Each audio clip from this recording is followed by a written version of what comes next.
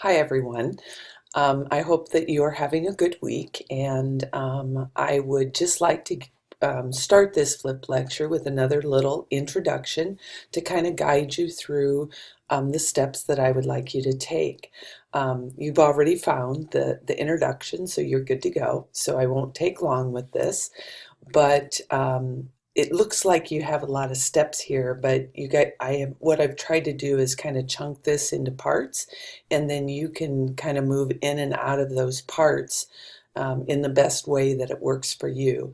So after you've watched this introduction, I would then like you to go to step two, which is kind of a background video that I've provided on just a little bit about assessment and technology, just to generate some of your precursors almost to uh, stimulate what do you already know about assessment, and then how can we apply that to technology and the things that we're doing. The third step here is actually kind of a repeat, and if you remember the movie, you don't necessarily have to watch it, but you might want to watch it again. I showed this in lecture previously, and it's the World War II rationing movie. And so again, you can watch that, or you can go on to step four, but I wouldn't mind having you watch it again because it's a nice digital story to kind of keep in your mind and to apply maybe in your own classroom.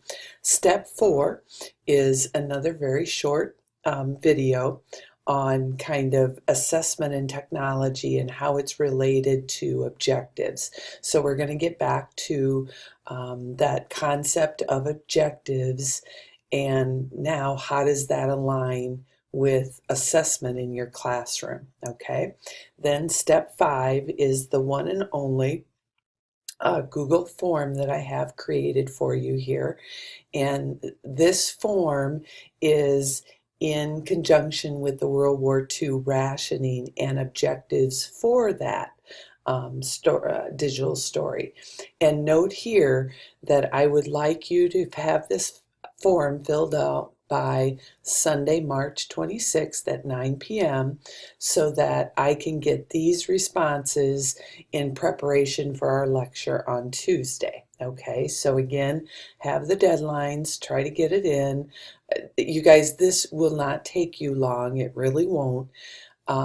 So just try it and get it completed. After you've done that, then go ahead and go to step six, which is now we move from kind of that general topic of assessment to creating assessment tools with technology.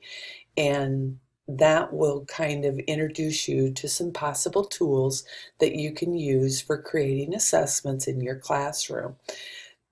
Step seven is going to be really important, I think, because what I've done here is I haven't provided, tons, but I think I have provided four of the most popular tools that teachers use for online resources. What I'm going to ask you to do is just take some time to have a look at these and actually do it. For your assignment, I'm going to have you using Rubistar, which will be I think, a really good example of how you can make a rubric fairly easy on the computer and then use it in your classroom. So take some time with that one. Another really fun one is PBL checklists, and this is more of a checklist, not a rubric, but a checklist, and I'll talk more about this in the other parts. But again, I want you to have a look at these to see how they work, to see what the resources that you have available for you and to you, and it will just be a good time to kind of look at some of this stuff as needed. Okay, so with that, then the last two steps are really kind of your assignment. Okay, step 8 is the introductions, which will be another video, and then step 9 actually creates is just a copy of what I talk about in that um, video in step 8. And some of you may want a printed copy so that you can kind of follow it, because your assignment, and do remember, you guys, this is just practice, okay?